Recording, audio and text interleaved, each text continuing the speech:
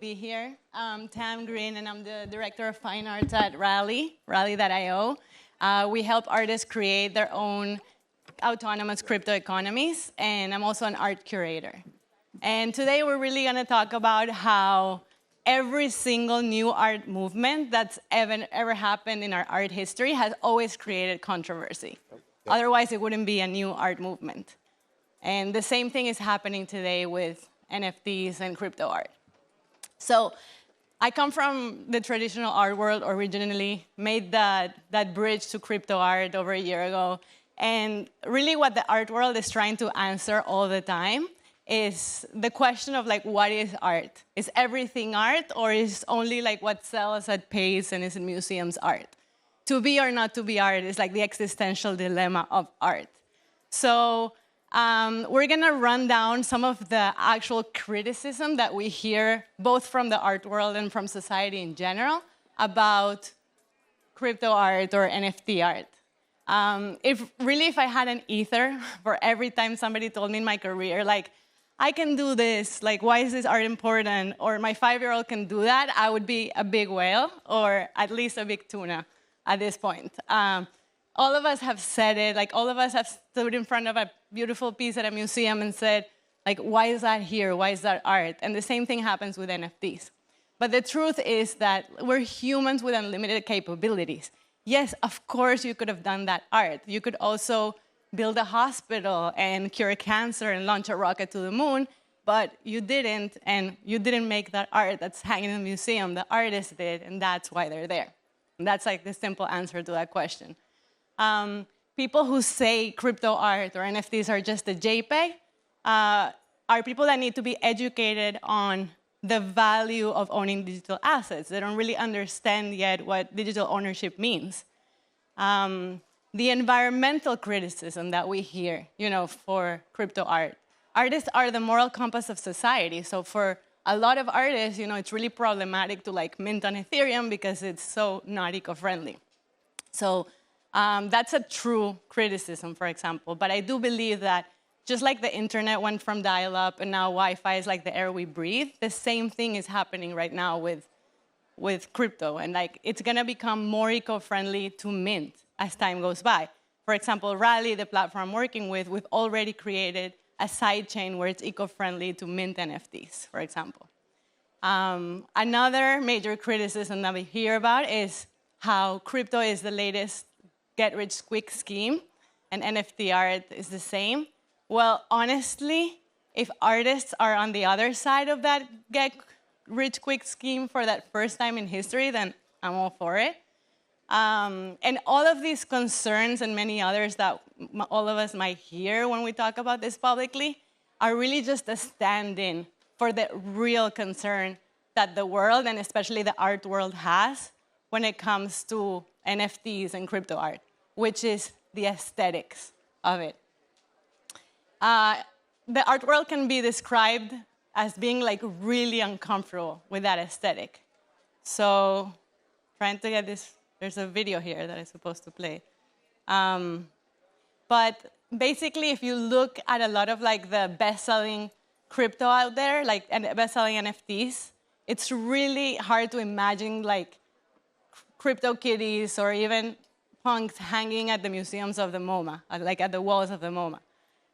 They're not really, the aesthetic that you would find in a regular art or regular museum yet. And the truth is, I personally believe, as a curator, that aesthetics are completely subjective. You might think having a red wall in your bedroom is beautiful, and somebody else might think it's tacky, and it's our freedom to think however we want about aesthetics.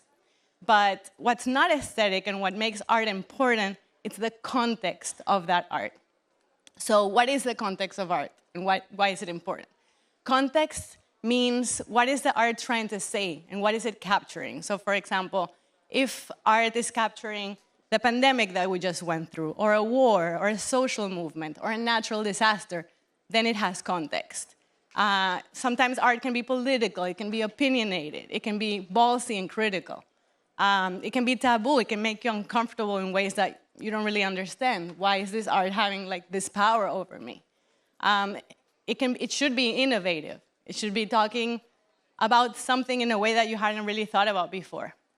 And conceptual art, which is the art that has been dominating the movement in the last 100 years, is art where the ideas and the messages behind the art are more important than the art itself or the actual technique that makes it beautiful. And it's really important that the art has truth in it, whether it's true to its time, true to its place, true to its context, to its nation, to wherever it was created. It should not try to just glorify something that happened in the past. So if we think about crypto art as a movement and how people see it or how the movement got started, what we really saw was like a bunch of animals, right? Like it looks kind of like the drawing book that I buy my kids like when we go to the zoo. It's crazy. Like you see apes and penguins and llamas and elephants and all kinds of animals. But what does this really mean? Like, what is this obsession with animals? It's the idea behind what an avatar means, which I think society is like not ready to understand yet, which means it's our right to privacy in our digital identities. It's like the ID that we choose to have with the photo that we choose to have, that it's not government issued. And that right is like a core concept within crypto, and art is just trying to reflect that.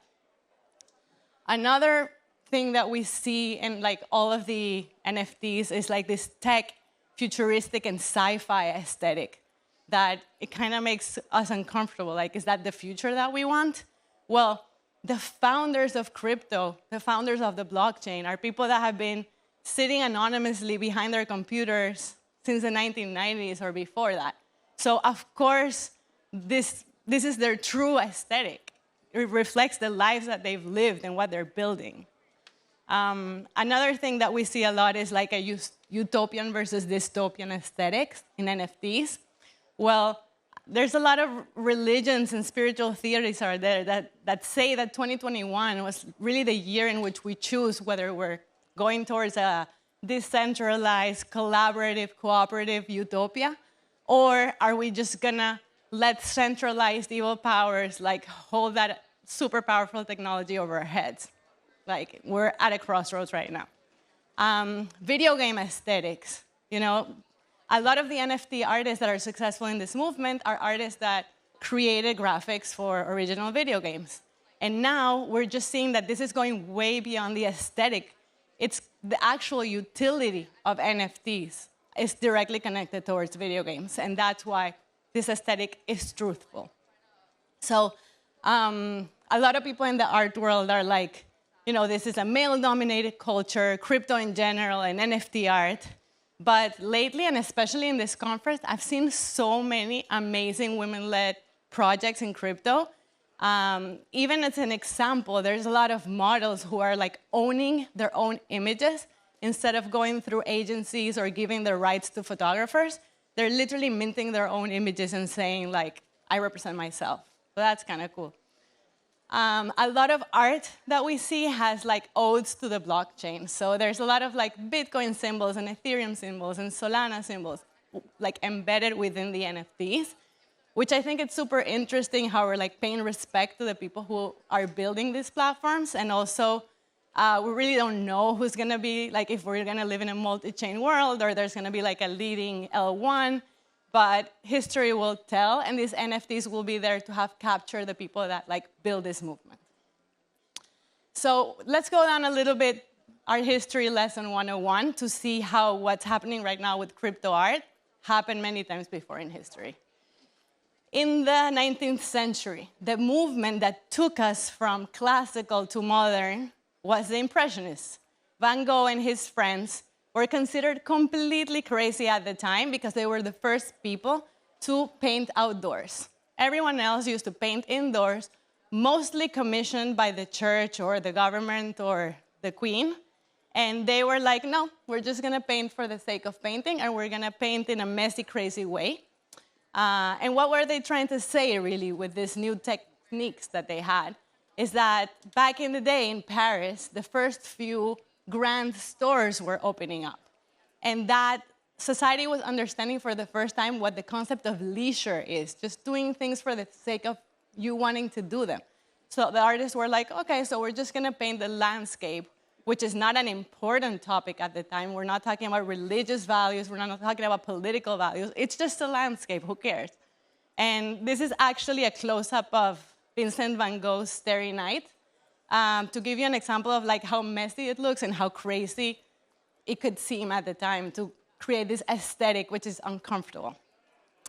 In 1917, Duchamp insulted the world, offended the entire world by taking a ready-made toilet urinal and putting it in a museum and signing his name on it.